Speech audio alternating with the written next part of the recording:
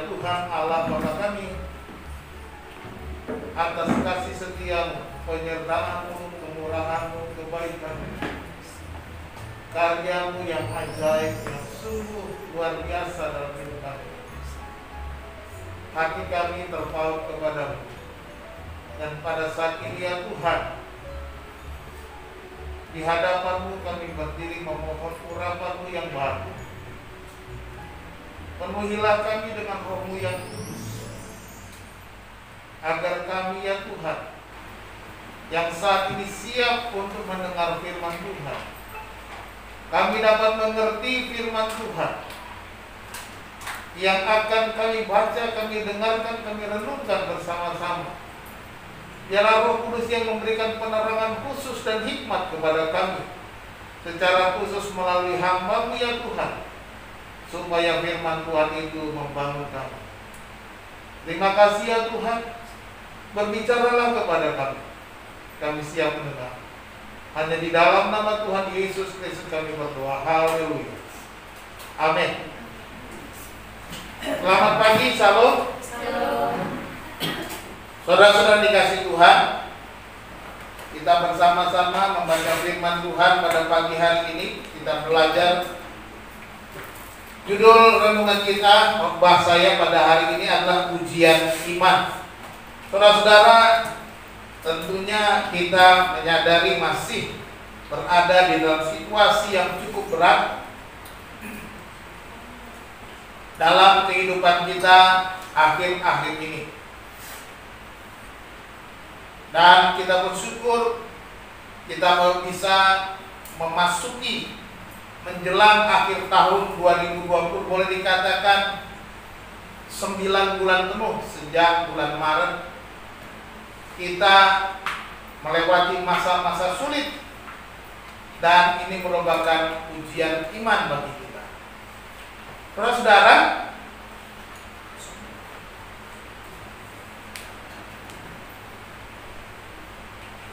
setiap orang beriman tentunya tidak berarti bahwa hidupnya selalu dalam keadaan baik-baik saja. Sebagai orang percaya, kita juga mengalami berbagai persoalan. Kita juga melewati masa-masa sulit, masa-masa krisis, masa-masa sakit, dan itu harus kita jalani. Dengan demikian kita harus mengakui bahwa iman kita selalu diperhadapkan dengan tekanan ataupun ujian. Dari pengalaman-pengalaman kita sepanjang hidup kita sampai hari ini, bahwa iman selalu diperhadapkan dengan ujian. Dan melalui ujian juga iman akan semakin nampak atau semakin tenggelam. Sebagai orang beriman, tentunya imannya akan nampak oleh ujian.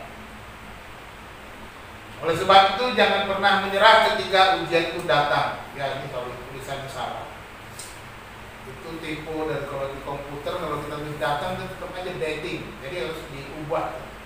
Saya lupa mengedit. Jadi jangan pernah menyerah untuk menghadapi ujian. Ya. Semakin besar ujian, akan semakin menyatakan iman yang besar pula. Jadi kalau kita menghadapi ujian yang semakin berat, berarti kita mau ditingkatkan iman kita. Iman kita akan semakin kuat, semakin tinggi, semakin besar, semakin hebat. Karena apa? Tuhan sudah memberi kita ujian-ujian yang levelnya rendah-rendah, terus akan naik dan naik. Oleh sebab itu kita akan belajar dari seorang perempuan, seorang ibu yang beriman. Dari Injil Matius pasal 15 ayat 21 sampai ayat 28 yang bunyinya demikian. Lalu Yesus pergi dari situ dan menyingkir ke daerah Tirus dan Sidon. Maka datanglah seorang perempuan Kanaan dari daerah itu dan berseru, "Kasihanilah aku ya Tuhan, anak Daud. karena anakku perempuan kerasukan setan dan sangat menderita. Tetapi Yesus sama sekali tidak menjawabnya. Lalu murid-muridnya datang dan meminta kepadanya, suruhlah dia pergi, dia mengikuti kita dengan berteriak-teriak. Jawab Yesus, aku diutus hanya kepada domba-domba yang hilang dari umat Israel. Tetapi perempuan itu mendekat dan menyembah dia sambil berkata, Tuhan, tolonglah aku. Tetapi Yesus menjawab, tidak patut mengambil roti yang disediakan bagi anak-anak dan lemparkannya kepada anjing. Kata perempuan itu, benar Tuhan. Namun anjing itu makan remah-remah yang jatuh dari meja tuannya. Maka Yesus menjawab dan berkata kepadanya, hai ibu, besar imanmu, maka jadilah kepadamu seperti yang kau kehendaki. Dan seketika itu juga anaknya sembuh. Haleluya, amin. Saudara-saudara, saya percaya iman akan tetap kuat meski dalam ujian. Ini orang yang beriman. Kalau orang yang tak beriman, dia tidak akan kuat. Ya. Nah, kita akan belajar ujian apa saja yang diizinkan Tuhan di dalam kehidupan kita, supaya iman kita tetap kuat. Yang pertama, iman itu diuji oleh penderitaan. Ya. Ujian diuji oleh penderitaan. Dengan kata lain, ketika kita menderita, jadikan itu sebagai ujian iman. Di dalam ayat 21-22 dikatakan, lalu Yesus pergi dari situ dan menyingkir ke daerah Tirus dan Sidon. Maka datanglah seorang perempuan Kanaan dari daerah itu dan berseru, kasihanilah aku ya Tuhan, anak Daud, karena anakku perempuan kerasukan setan dan sangat menderita. Ayat 21 bilang bahwa dia datang seorang perempuan Kanaan. Seharusnya dia orang kafir, karena dia bukan orang Israel. Dia orang dari Tirus dan orang Kanaan. Jadi bukan orang Israel. Beda suku bangsa dengan orang Israel. Tetapi dia datang kepada Yesus. Dia berkata, kasihanilah aku ya Tuhan, anak Daud. Anakku perempuan kerasukan setan dan sangat menderita. Dan kita baca tadi dalam ayat 20, Yesus menyimpulkan bahwa hai ibu, besar imanmu. Kita berkata bahwa perempuan ini, sekalipun dia orang kafir, sekalipun dia bukan orang Israel, sekalipun dia bukan orang yang dari bangsa pilihan Allah, tetapi dia ternyata sudah punya iman, sudah ada benih iman di dalam hidupnya. Ada benih iman. Perhatikan ketika dia berbicara, Tuhan, anak Daud. Dengan kata lain, dia percaya dari bangsa Israel, dari keturunan Daud, ada janji seorang Mesias yang akan menyelamatkan umatnya Israel. Dan dia sebagai orang Kanaan ambil bagian dalam kepercayaan yang sama. Tetapi dia diuji oleh Tuhan dengan penderitaan. Perhatikan di situ bahwa perempuan ini menghadapi penderitaan yang sangat berat. Penderitaan yang sangat berat karena apa? Anakku perempuan kerasukan setan dan sangat menderita. Sangat menderita.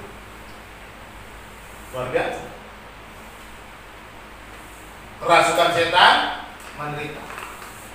Masalahnya dia berusaha kemana-mana. Tidak ada yang dapat mengusir setan itu. Dan dia datang kepada Yesus. Nah, terkadang Tuhan mengizinkan juga kita mengalami penderitaan, sakit. Mungkin kita bolak-balik sakit. Kita stres, resesi, krisis ekonomi dan lain sebagainya. Seperti sekarang kita menghadapi krisis, mengalami pandemi COVID-19, mengalami kesulitan keuangan, rasa sangat sulit hidup kita. Dan Tuhan mengizinkan kita melewati penderitaan itu. Sekali lagi saya katakan, Tuhan mengizinkan kita melewati penderitaan itu. Dia melewati, artinya melewati apa? Bahwa kita akan menyelesaikannya. Amin. Bahwa akan ada titik di mana penderitaan itu selesai dan kita akan tetap menerima berkat. Jadi itu baik-baik. Ketika penderitaan datang, kesulitan datang, lewati saja.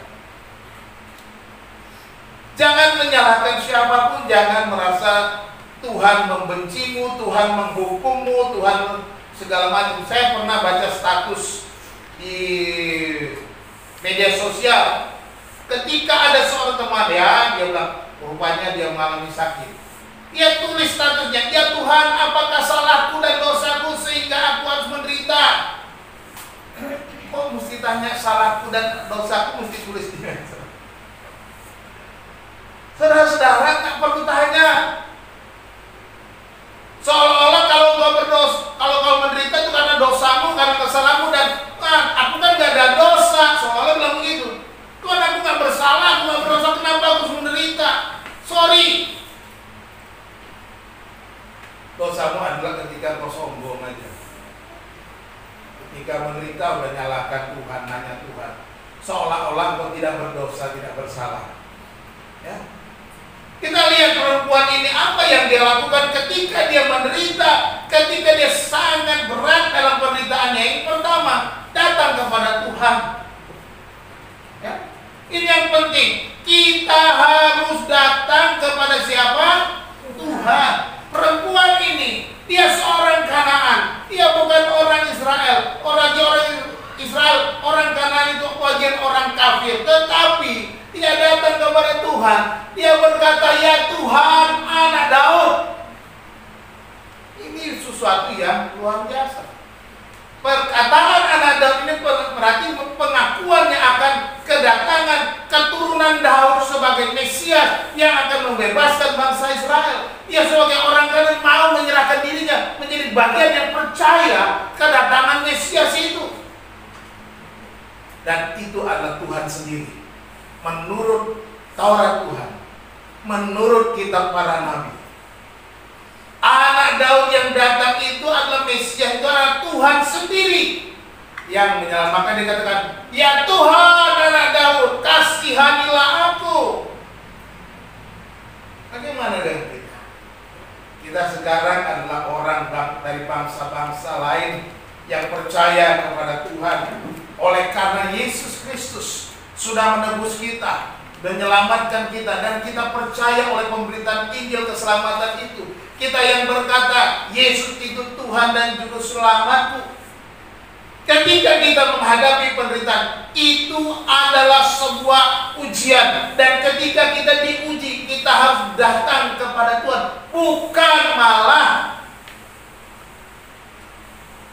mengklaim, Tuhan, apa dosaku? Seolah-olah kita nggak ada dosa. Tuhan, apa salahku? Seolah-olah kita nggak ada salah. Nggak perlu tanya apa salahmu dan apa dosamu. Tapi ketika engkau menghadapi ujian, Tuhan sedang mengizinkan engkau melewati masa-masa sulit. Tuhan mengizinkan pandemi ada di Indonesia. Tuhan mengizinkan kita melewati masa-masa sulit di masa pandemi. Untuk apa? Supaya kita bergantung, datang kepada Tuhan. Kita mau beriman kepada Tuhan. Dan yang kedua, ketika kita diuji, itu berarti kita mau berserah kepada Tuhan. Ini yang dilakukan, datang kepada Tuhan. Dan kedua, penyerahan kepada Tuhan. Kalau kita lihat sikap dari perempuan ini secara keseluruhan, setelah kita baca pasal ayat 21-28, dia orang yang berserah, pasrah sepenuhnya. Orang yang inilah orang yang beriman. Orang yang beriman itu datang kepada Tuhan, bukan hanya datang sekedar datang, menyatakan iman, menyatakan pengakuannya bahwa dia percaya kepada Tuhan, tetapi dua, ada penyerahan kepada Tuhan, ada meletakkan seluruh kepercayaannya penuh kepada Tuhan, tidak ragu sedikit pun akan janji Tuhan, tidak ragu akan kuasa Tuhan, tidak ragu akan firman Tuhan, tidak ragu bahwa Tuhan itu mampu mengatasi segala persoalannya. Amin. Penyerahan kepada Tuhan. Ini yang Tuhan mau. Ketika kita diuji, ujian melalui penderitaan, kita mau berserah kepada Tuhan. Datang berserah kepada Tuhan. Inilah sikap orang-orang yang sungguh-sungguh percaya dan beriman kepada Tuhan. Tidak meragukan janji-janji Tuhan. Yang ketiga, ketika ujian dinyatakan kepada kita lewat penderitaan, di sini Tuhan mau supaya kita menyaksikan kuasa Tuhan. Haleluya. Allah mau, Tuhan mau supaya kita menyaksikan kuasa Tuhan, menyaksikan supaya kita menyatakan kepada orang lain, ini loh Allahku dahsyat berkuasa, seluruh bumi penuh kemuliaannya. Seperti yang kita nyanyikan ya. Allahku dahsyat berkuasa, seluruh bumi sujud menyembah, tinggikan namanya. Allahku dahsyat berkuasa, seluruh bumi sujud menyembah, tinggikan namamu. Oh, kita mau supaya menyaksikan kuasa Allah, kedahsyatan Allah, melakukan perkara besar, melakukan mujizat, melakukan kuasa yang ajaib, dan kita diberikan kesempatan ketika melewati masa sulit ini untuk menyaksikan kepada dunia ini bahwa Allahku dahsyat. Amin. Ini tugas kita.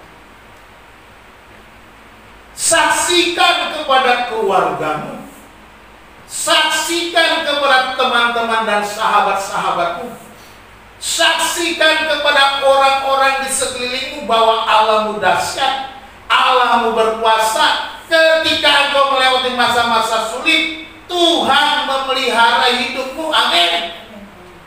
Seperti kesaksian Bu Hana.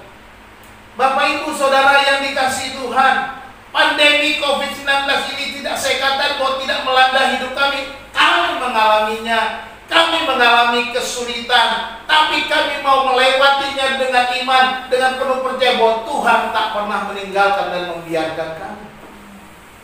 Dan faktanya, dalam kesulitan-kesulitan itu, Tuhan pelihara. Selalu ada burung gagak yang Tuhan kirimkan untuk mengantarkan roti untuk kami. Nah, selalu ada tangan-tangan yang Tuhan gerakkan untuk memberkati, melindungi kami. Kami memuji Tuhan untuk orang-orang yang mengasihi kami, untuk orang-orang yang memperhatikan kami, untuk orang-orang yang selalu pedulikan hidup kami, dan dia memberikannya karena apa? Karena dia mengasihi Tuhan, bukan karena apa-apa. Dia mengasihi Tuhan dan membantu dan menolong kami. Semuanya kami lewati dengan penuh sukacita. Jadi saudara dikasih Tuhan, inilah yang Tuhan mau, supaya kita menyaksikan kuasa Tuhan. Dia pasti memelihara. Ketika dia berjanji, aku sekali-kali tidak akan meninggalkan engkau, sekali-kali tidak akan membiarkan engkau. Klaim janji itu dan nyatakan bahwa dia pasti memberi pemeliharaan. Ketika Yesus berkata, Allahmu tahu segala yang kamu perlukan, klaim janji itu bahwa dia tahu bahwa engkau perlu segala yang kau butuhkan dalam hidupmu. Inilah iman. Pandemi ini jangan kita keluhkan, lewati saja. Lewati dengan apa? Iman. Datang kepada Tuhan, penyerahan kepada Tuhan, saksikan kepada dunia, Allahku dahsyat. Ini yang kita harus lakukan. Inilah panggilan kita. Ya, saudara-saudara dikasih Tuhan. Jadi iman akan dinyatakan dengan langkah yang benar untuk mendapatkan jalan Tuhan. Langkah yang benar. Kemana saudara melangkah ketika diuji oleh penderitaan? Kepada tetanggamu, ngutang sana, ngutang sini. Halo, jangan. Hati-hati ke tukang apa tuh, tukang kredit tukang pinjam uang, bank berjalan, nanti saudara tercekek dengan bunga. Saya kedatangan seorang pemuda di kantor beberapa waktu yang lalu. Dia menceritakan bagaimana hidupnya dijerat oleh hutang oleh karena hidup duniawi, ya, oleh karena judi. Akhirnya dia hutang sana hutang sini, dia terjerat. Seharusnya dia datang ke Tuhan. Dia berjanji mau datang kepada Tuhan, mau berubah, mau bertobat. Sampai hari ini belum datang lagi. Saya masih menunggu dia. Saya mendoakannya tiap hari supaya dia Tuhan jamah hatinya. Saudara-saudara, seperti perempuan ini, anakku kerasukan setan dan sangat menderita. Apa yang dia lakukan? Dia datang kepada Tuhan, dia berserah kepada Tuhan, dan akhirnya dia menyaksikan kuasa Yesus luar biasa ajaib. Langkahnya benar. Kita juga harus melangkah dengan benar. Amin. Kita yang sudah percaya Tuhan Yesus, yang sudah punya Alkitab, di sini kita tahu tentang Yesus dan semua kisah Yesus, kuasa Yesus. Masakan kita kalah sama perempuan Kanaan ini. Saudara-saudara, yang kedua, iman diuji oleh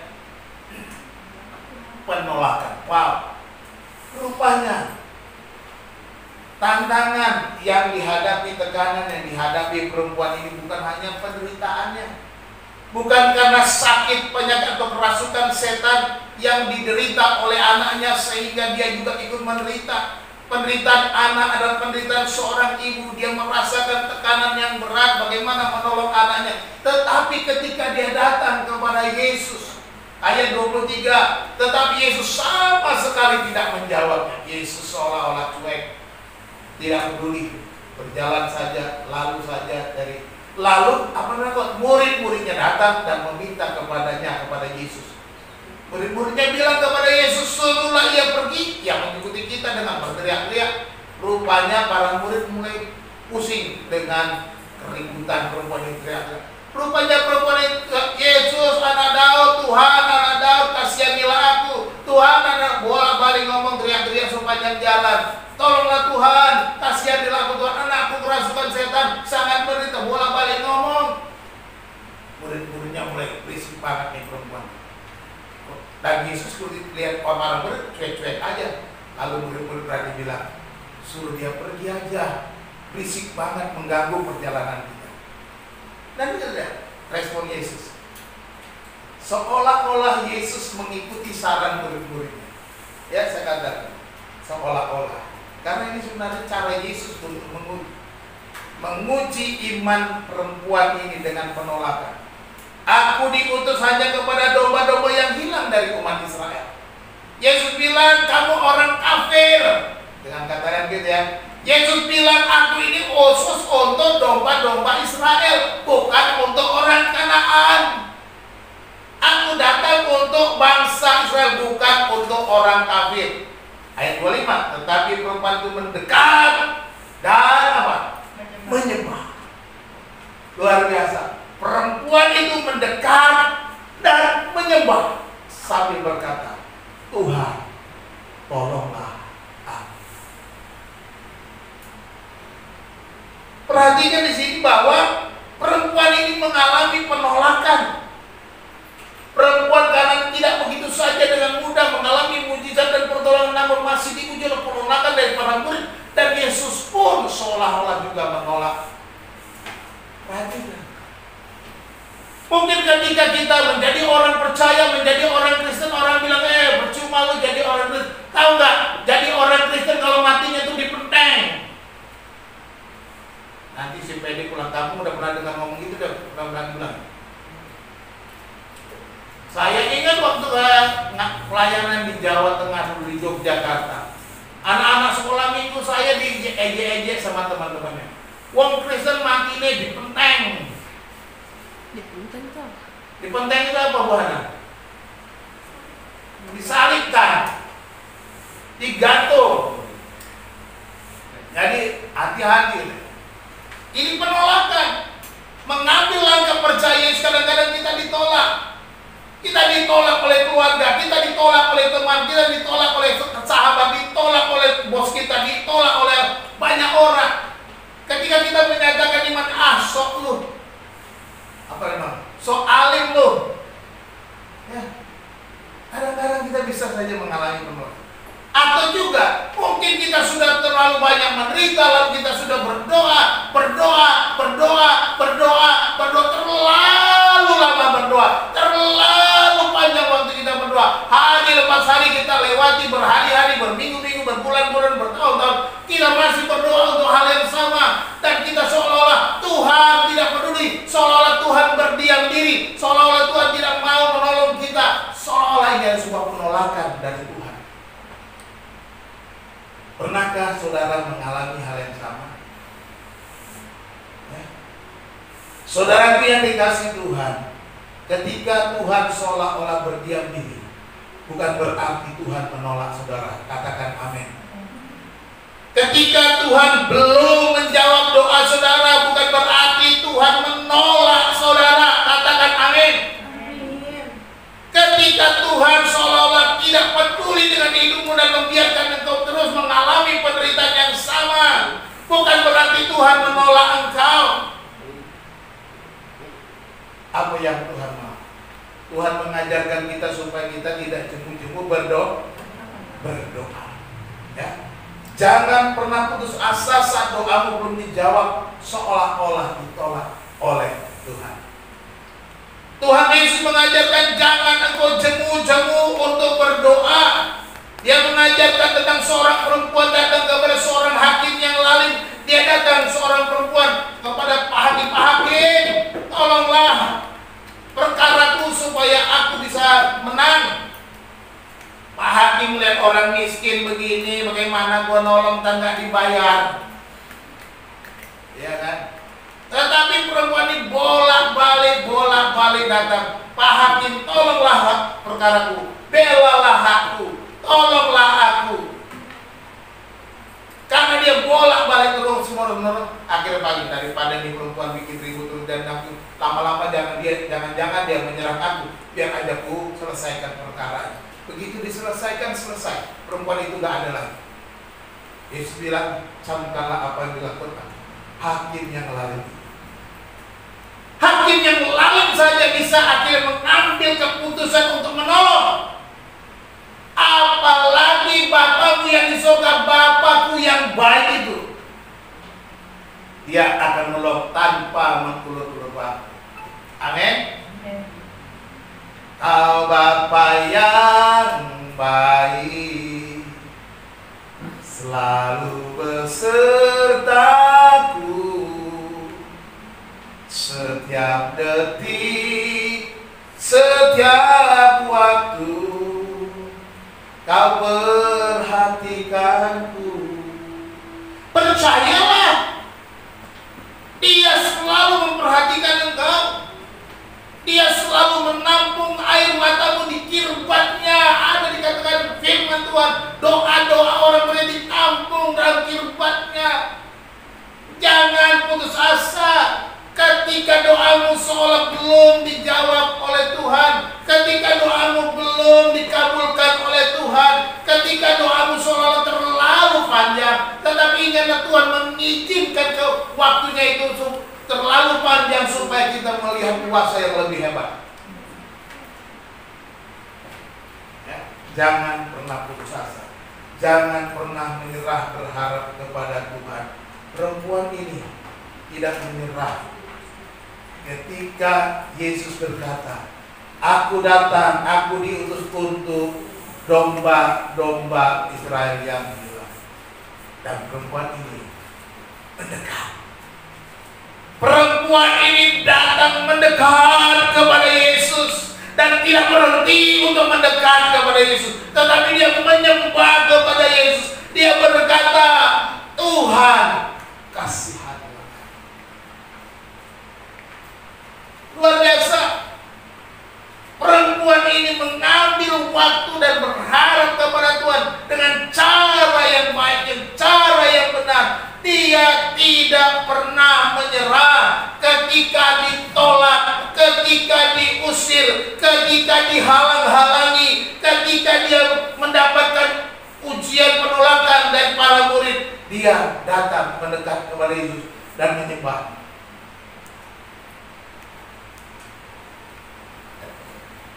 Apa yang kita lakukan ketika doa belum terjawab? Datang mendekat kepada Yesus terus, sembah Dia, jangan menyerah.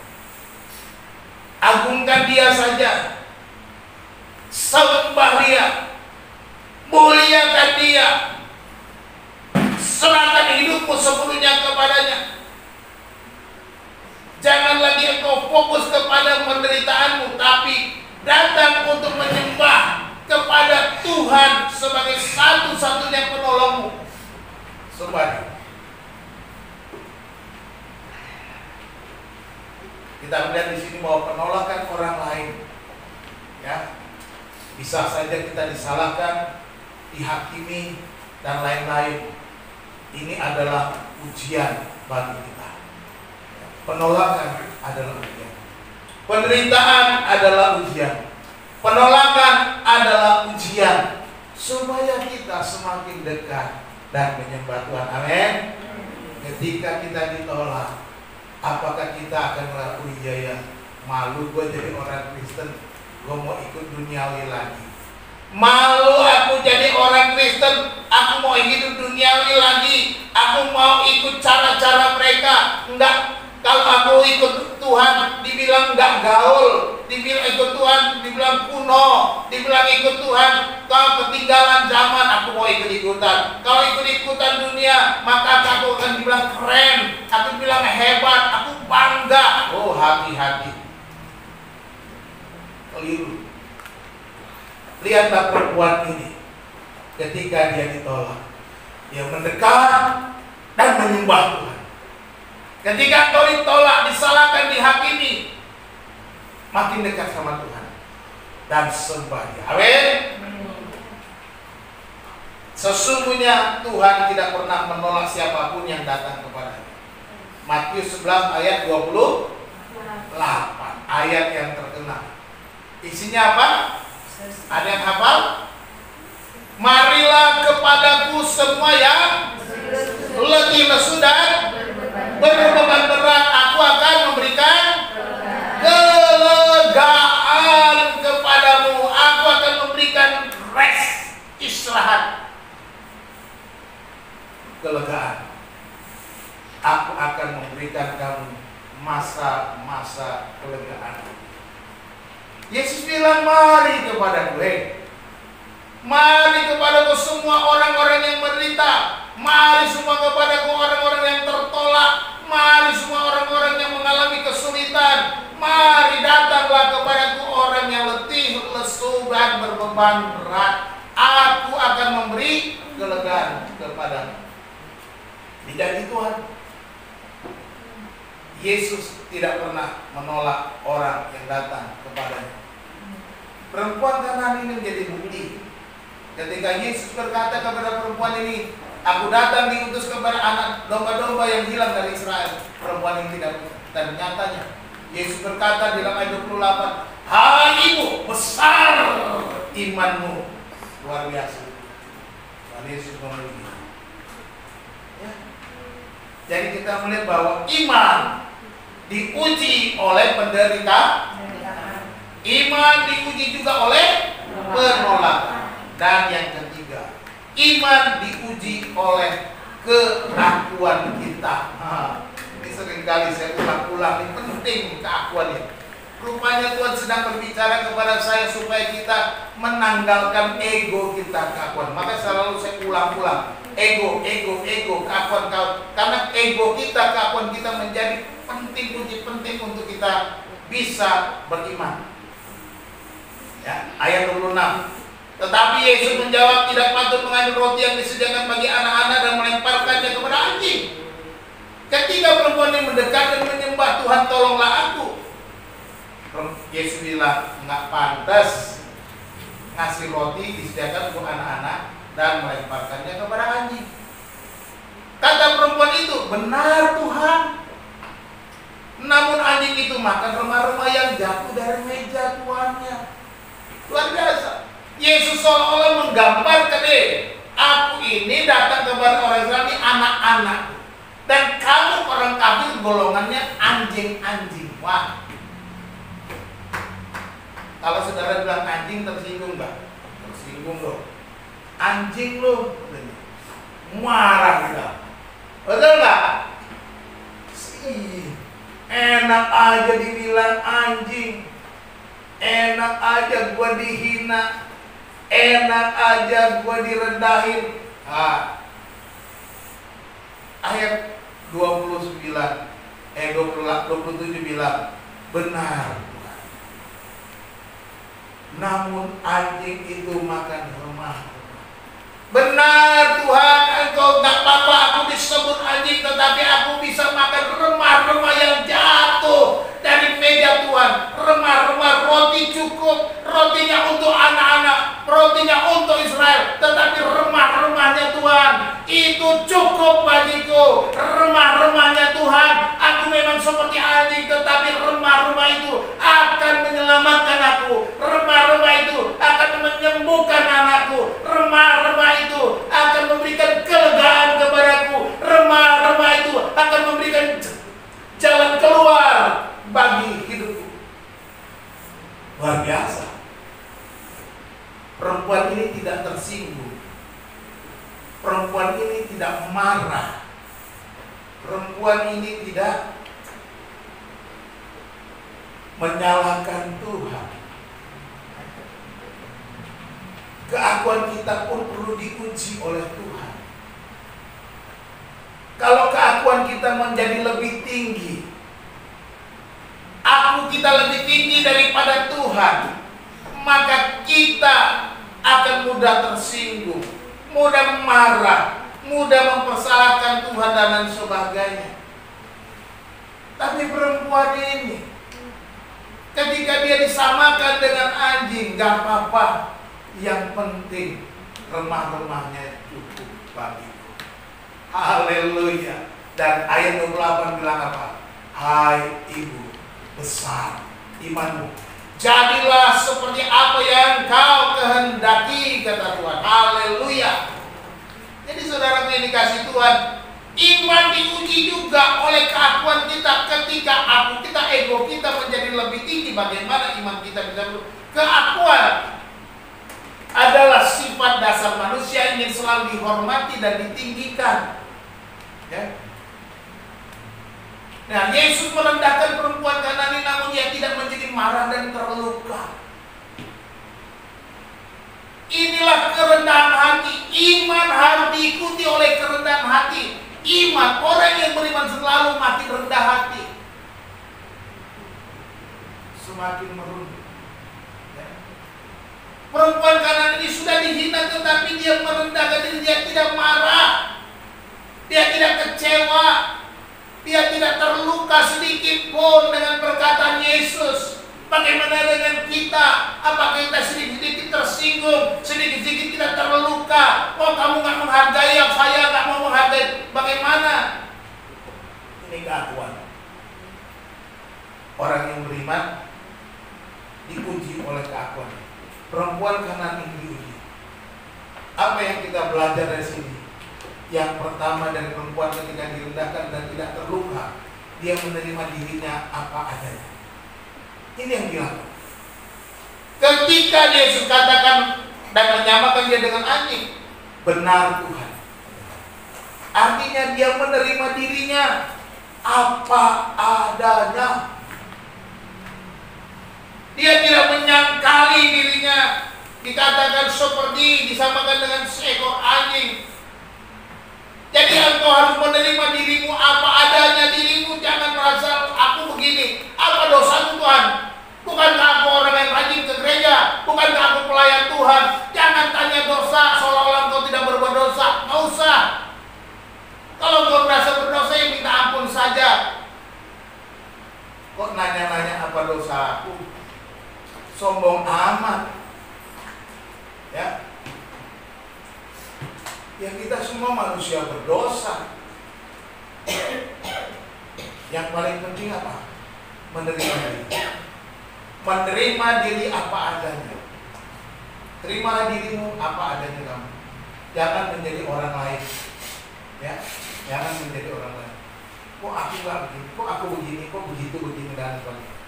Jangan menganggap dirimu lebih tinggi dari. Terima.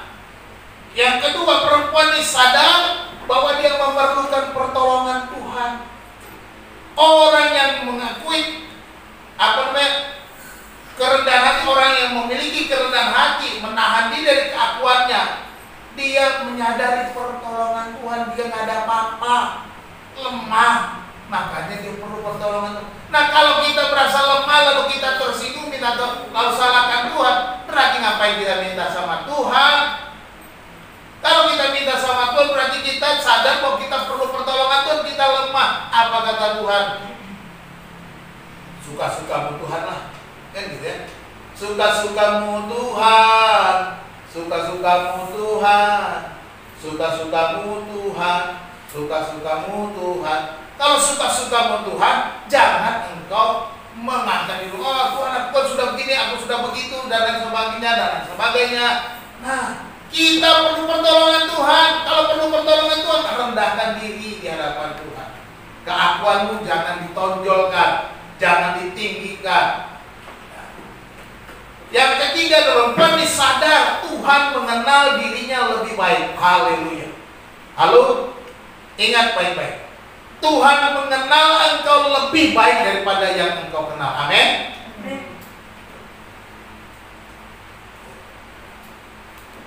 Tuhan lebih kenal dirimu daripada engkau sendiri. Tuhan kenal dia. Ketika Tuhan berkata tidak layak membagikan roti kepada anjing, Tuhan kenal dia. Tuhan tahu siapa bangsa Israel. Tuhan tahu siapa orang Kanaan. Tuhan tahu siapa perempuan ini. Tuhan tahu juga kalau anaknya menderita kerasukan setan. Tuhan tahu. Tuhan tahu kalau perempuan ini orang yang tidak pernah menyerah dan orang yang beriman. Itu sebabnya Tuhan menguji keakuannya, menguji keegoannya, menguji kerendahan hatinya di hadapan para muridnya. Murid-muridnya lihat. Ketika murid-muridnya menolak, ketika murid-muridnya suruh dia pergi, tetapi di sini Yesus membiarkan peristiwa itu terjadi supaya murid-muridnya melihat ada iman yang besar dari seorang kafir, dari seorang yang di luar bangsa Israel, dan dia telah teruji lewat penderitaan, lewat penolakan, dan sekarang lewat egonya, lewat keakuannya dia diuji dan dia menang. Haleluya.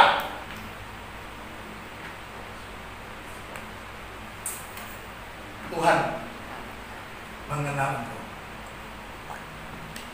lebih baik daripada engkau mengenal dirimu. Tuhan mengenal engkau lebih baik daripada suami atau istrimu. Tuhan mengenal engkau lebih baik daripada ayah dan ibumu. Tuhan mengenal engkau lebih baik apa adanya. Dirimu. Jangan pernah tinggikan diri. Rendahkan diri di hadapan Tuhan terus-menerus. Tetaplah rendah hati dalam segala situasi untuk menerima mujizat Tuhan. Ya. Tetap rendah hati. Jangan marah ketika keakuan kita terusik oleh perkataan orang lain dan kita menjadi marah. Berarti kita gagal menyatakan iman kita. Jangan marah. Nyatakan imanmu. Dan ketika rendah hati dalam segala situasi, engkau akan menerima mujizat Tuhan. Katakan amin. Saudara-saudara, ujian iman harus terjadi bagi kita. Iman kita akan diuji oleh penderitaan. Iman kita diuji oleh penolakan. Iman kita diuji juga oleh keakuan kita. Saudara-saudara, penutupnya, iman diuji oleh penderitaan. Oleh sebab itu tetaplah percaya dan berserah kepada Tuhan meski berada dalam penderitaan dan berbagai tekanan. Tetap percaya dan berserah meski masih dalam tekanan penderitaan. Jangan menyerah. Iman diuji oleh penolakan. Oleh sebab itu jangan putus asa ketika orang di sekitarmu menghakimi, menyalahkan, menuduh dengan segala hal-hal buruk. Tetaplah percaya Tuhan dan tidak pernah menolak kita. Orang di sekitarmu menolakmu, tapi Tuhan tak pernah menolakmu. Siapapun yang menolakmu, ingatlah Tuhan tak pernah menolakmu. Iman juga diuji oleh keakuan kita. Diperlukan kerendahan hati. Sebab kerendahan hati adalah kunci untuk menyalurkan berkat dan mujizat Tuhan. Mengalirkan berkat dan mujizat Tuhan. Jadi kerendahan hati ada cara untuk Tuhan mengalirkan berkat dan mujizat Tuhan. Tuhan memberkati setiap orang yang rendah hati dan berserah kepada Tuhan. Sebab iman adalah wujud kerendahan hati. Keakuan lawannya adalah kerendahan hati. Ketika keakuan menjadi kita tonjolkan, berarti kita menjadi tinggi hati. Tetapi ketika kita menjadi rendah hati, kita mengalahkan ego kita. Inilah yang harus kita lakukan. Ujian iman sedang kita hadapi, terus-menerus kita hadapi. Tapi bertekunlah dalam Tuhan. Tuhan Yesus memberkati saudara. Kita bersatu dalam doa.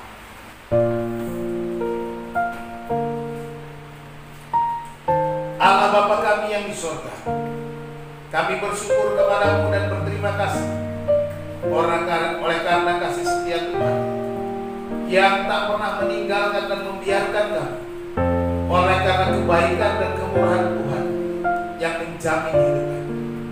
Tuhan, sekalipun iman kami selalu dan senantiasa diuji dan diuji dan diuji, apakah itu lewat penderitaan ataukah lewat penolakan orang-orang di sekitar kami, dan juga oleh ketinggian hati kami, ego kami, keakuan kami. Kami mau belajar terus beriman. Tuhan, tolonglah kami, kuatkanlah dan teguhkan iman kami supaya kami berjalan dengan firman Tuhan. Hamba-Mu berhenti berbicara, Bapa. Roh Kudus, biarlah Engkau terus berbicara kepada kami ketika kami keluar dari tempat ini dan melakukan aktivitas kami. Tambahkanlah iman kami. Terpujilah Engkau Tuhan. Hanya di dalam nama Yesus Kristus kami berdoa. Haleluya. Amin.